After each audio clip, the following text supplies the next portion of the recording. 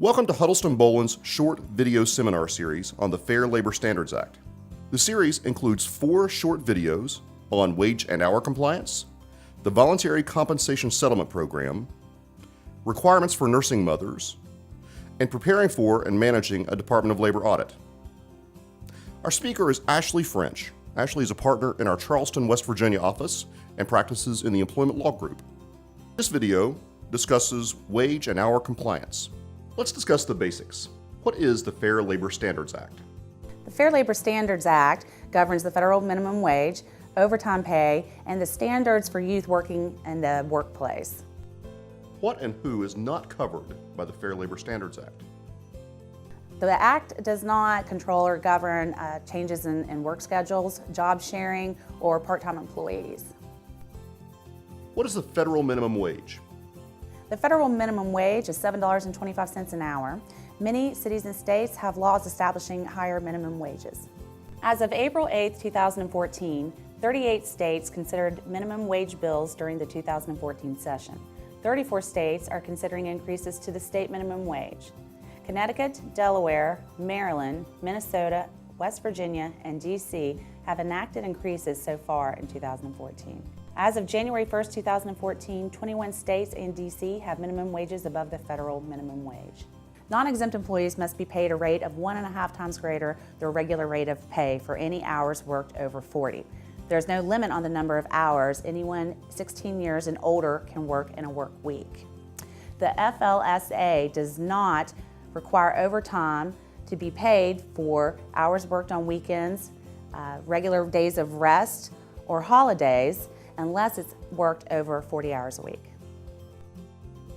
Who is an exempt employee?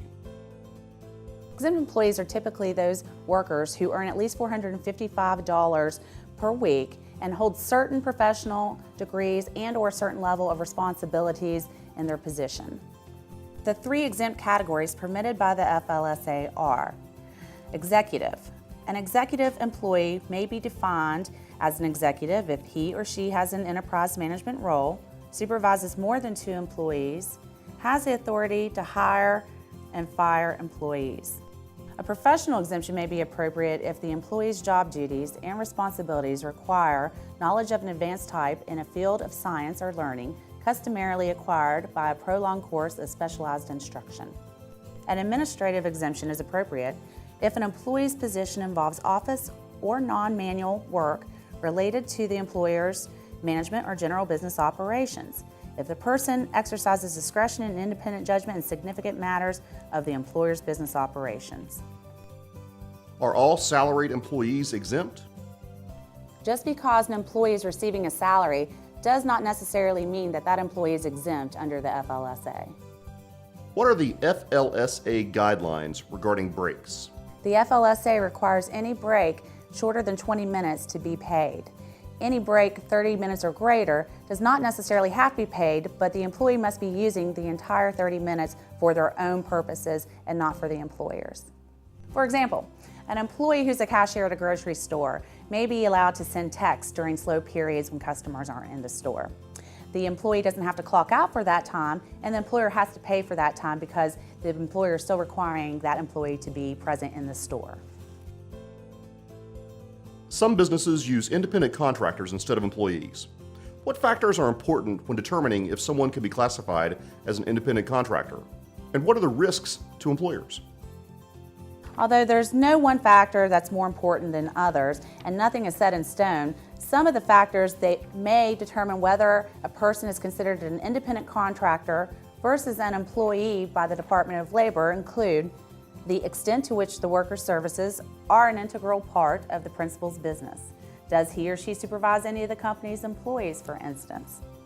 Number 2, the permanency of the relationship. How long has he or she worked for the company?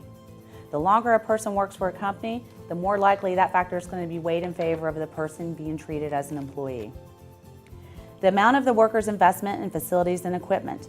Does the worker use his or her own equipment? Are the expenses reimbursed by the company? A worker who uses his or her own tools will usually be looked at more as an independent contractor. The nature and degree of control by the principal. Who decides what hours are worked? Who is responsible for quality control? Does the worker work for any other companies? Who sets the pay rate?